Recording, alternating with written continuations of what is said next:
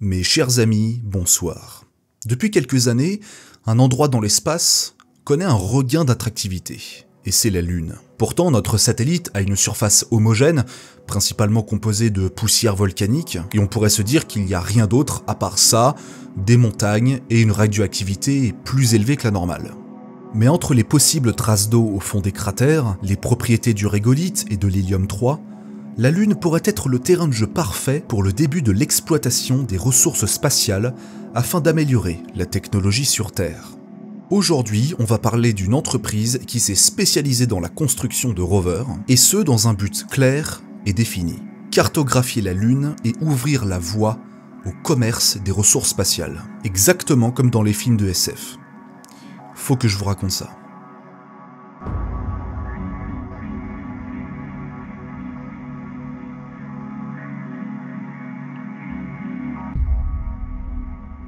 Vous avez peut-être récemment entendu parler de la sonde Résilience, un programme extrêmement ambitieux d'exploration de la Lune. Quelque part au Luxembourg en 2023, un rover est sur le point d'être construit.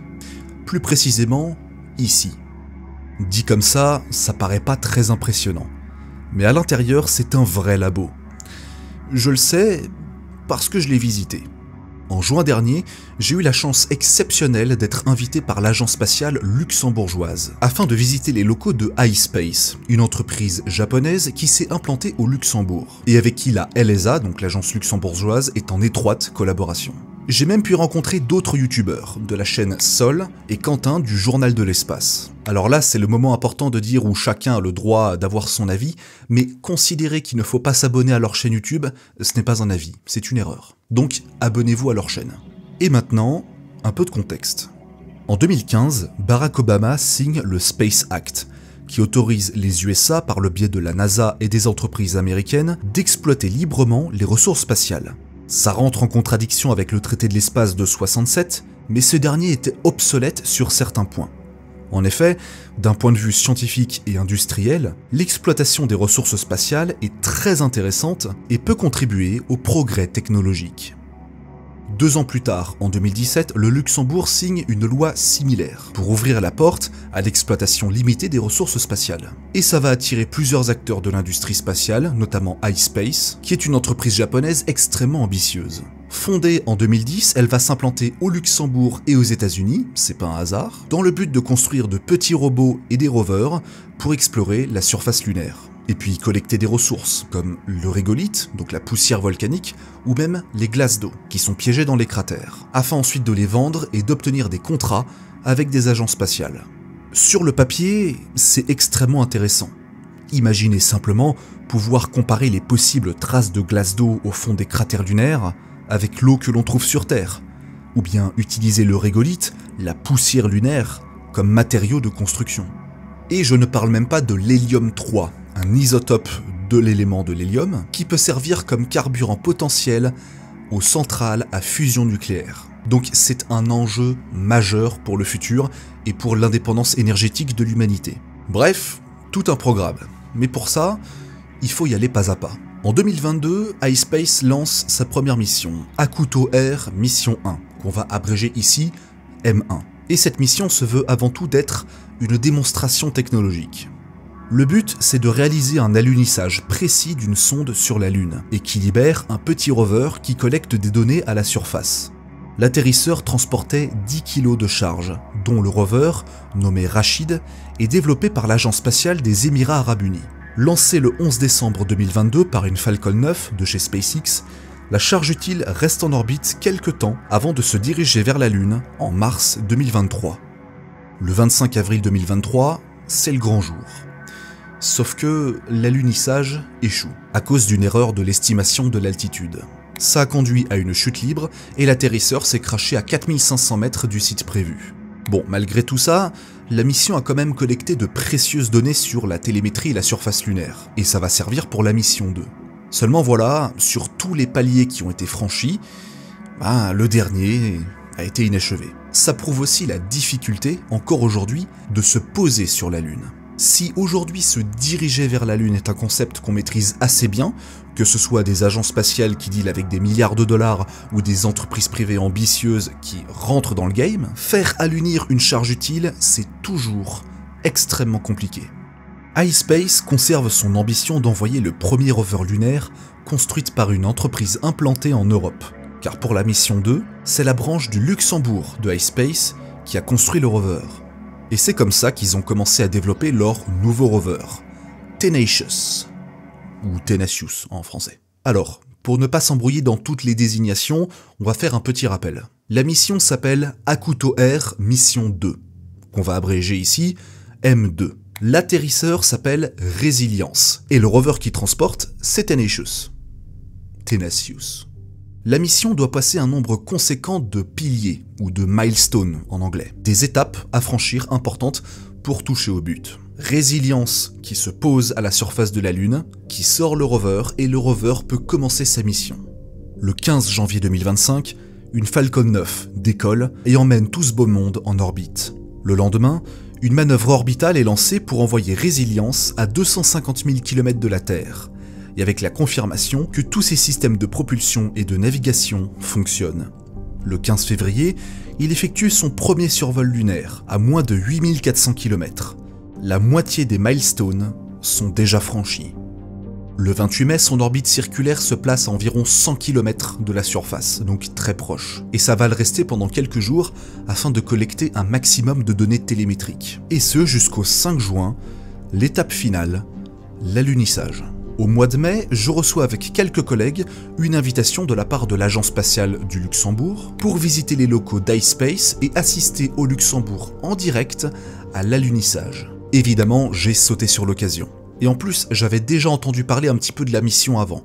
Donc pouvoir visiter les locaux et assister à l'alunissage avec des personnes importantes qui ont participé au projet, c'était une opportunité incroyable. Et c'est comme ça que je me retrouve un beau matin du 5 juin au Luxembourg, sur ce petit parking, là où a été construit le rover. C'est donc dans cette pièce que la magie opère. On a même droit à une réplique du rover pour nous montrer. Tenacious est pas bien grand, 26 cm de hauteur, 30 de large et 54 de longueur, pour un total de 5 kg. Assez sûr, on est loin de la tonne que pèse Persévérance sur Mars. Mais bon, c'est pas le même objectif. Un poids aussi léger est voulu, parce qu'on n'a pas besoin de transporter énormément de charge utile sur le rover.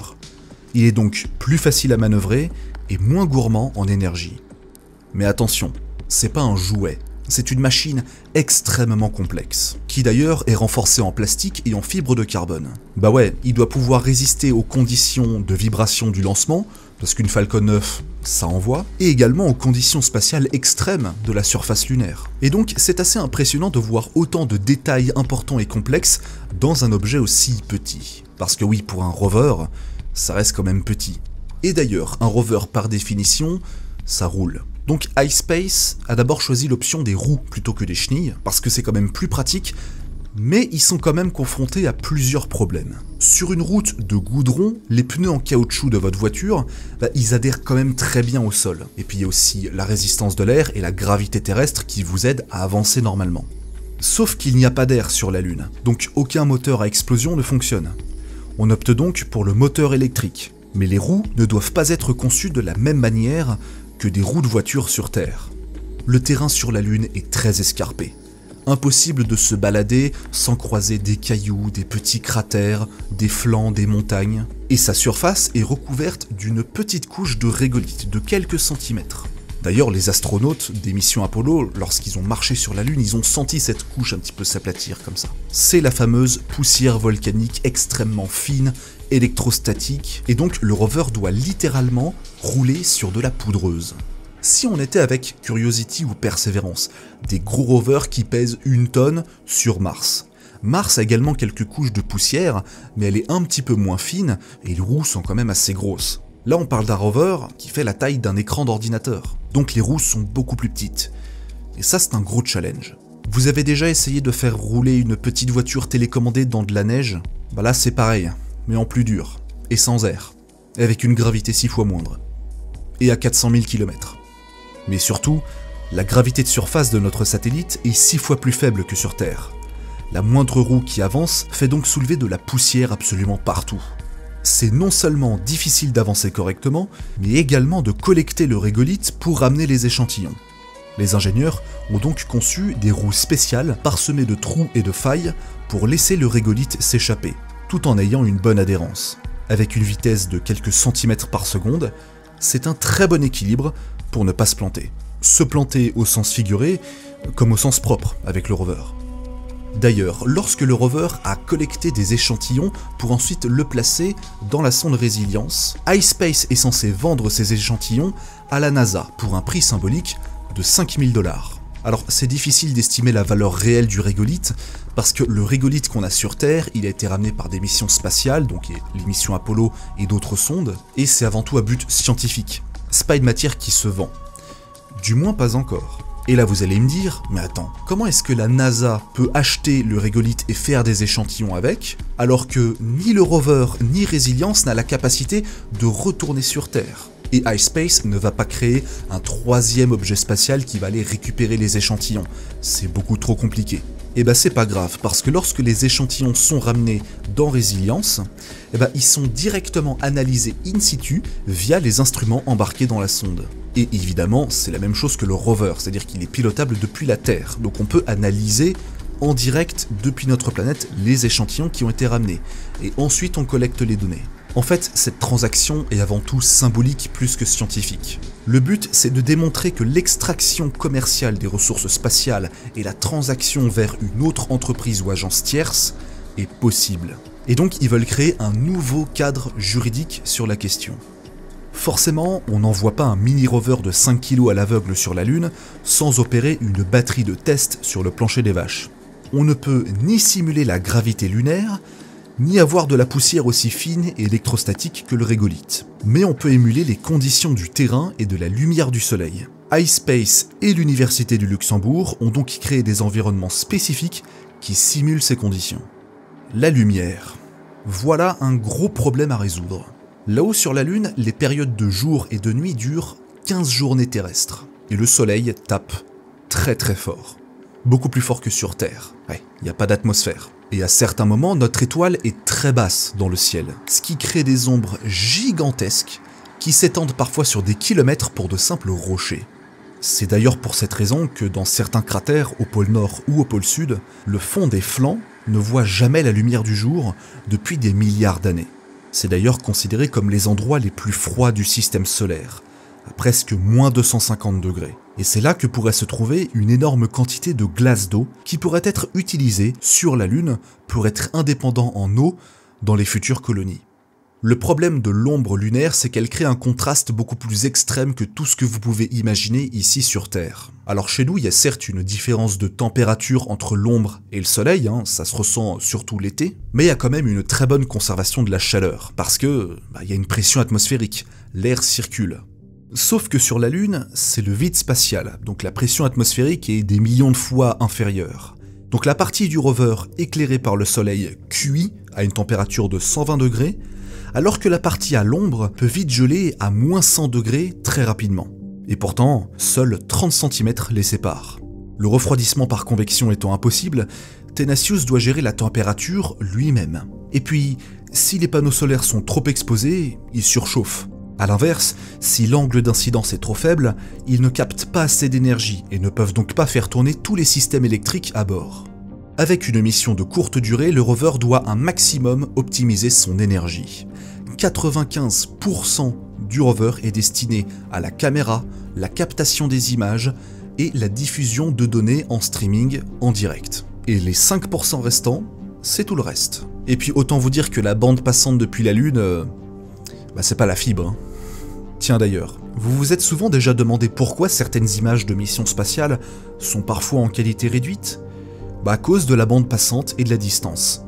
La Lune est 1000 fois plus éloignée de la Terre que la Station Spatiale Internationale. Donc avec une telle distance, le rover il est pas censé faire des miracles en nous envoyant des belles images en 4K, 120 fps, Mondovision et 4DX. Et puis il y a aussi le débit d'image qui est très important. Les équipes d'iSpace qui pilotent du rover doivent avoir une vue bien dégagée, bien claire pour anticiper la trajectoire du rover et savoir dans quelle direction l'engin va aller. Donc, comme on a une bande passante qui est extrêmement limitée et qu'on loue déjà 95% de l'énergie consacrée à ça, soit on troque de la qualité d'image pour avoir des FPS un peu plus fluides, soit on troque les FPS pour avoir une qualité d'image correcte. Et c'est la deuxième option qui a été choisie. Le rover donnera des images en 1 ou 2 FPS maximum et avec un décalage en temps réel de presque 3 secondes, à cause de la vitesse de la lumière qui met déjà 1,2 secondes à aller sur la Lune et 1,2 secondes à revenir.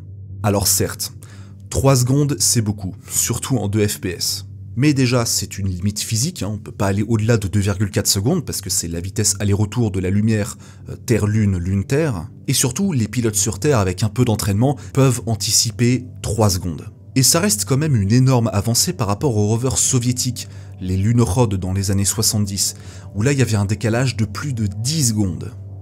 Allez, place au moment fatidique.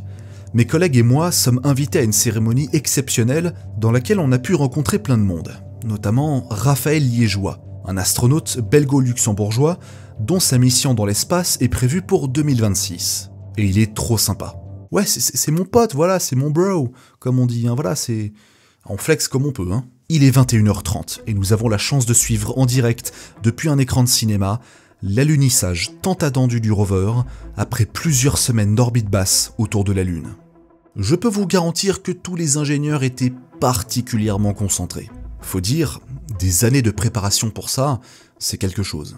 Pendant près d'une demi-heure, tous les paramètres sont corrects. iSpace touche enfin au but, c'est le 10e palier, le milestone le plus important, l'atterrissage sur la Lune. Et puis, à 90 secondes avant le touchdown, la sonde Résilience n'envoie plus de données. Le contact est rompu. À ce moment-là, on s'est tous dit que c'était une perte temporaire de contact. iSpace avait même anticipé que ça pouvait arriver.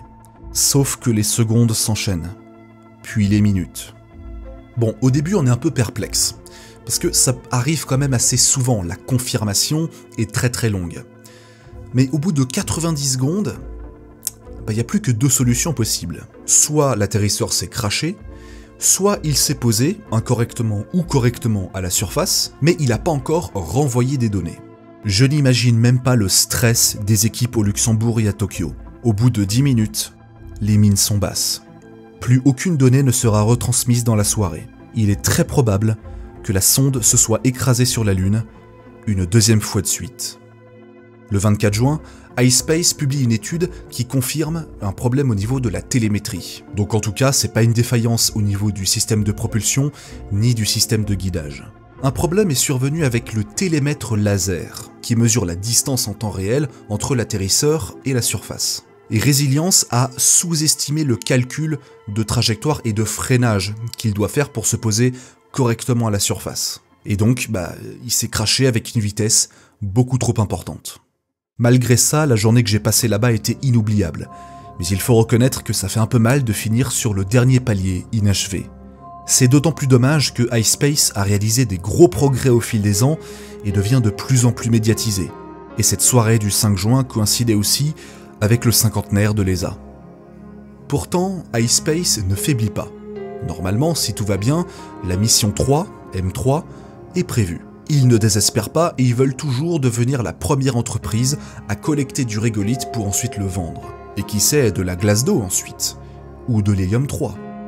iSpace souhaite développer une commercialisation réglementée des ressources lunaires d'ici 2040.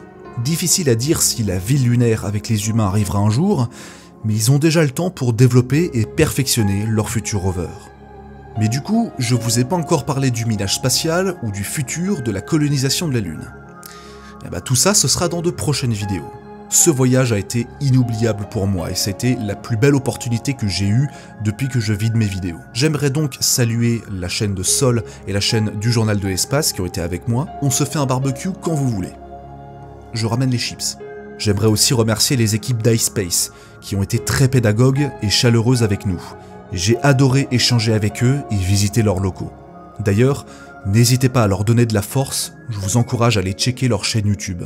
J'aimerais également remercier Selima de l'Agence spatiale du Luxembourg qui a tout organisé de A à Z et qui nous a contactés pour participer à un tel événement. Donc merci à tous et merci à vous les abonnés parce que c'est en partie grâce à vous que tout ça est désormais possible. En attendant la suite des aventures, vous pouvez vous abonner à la chaîne, partager mon travail, mettre un pouce bleu, un commentaire, activer la cloche, et moi je vous donne rendez-vous très vite pour de nouvelles vidéos. Et d'ici là, prenez soin de vous. Salut.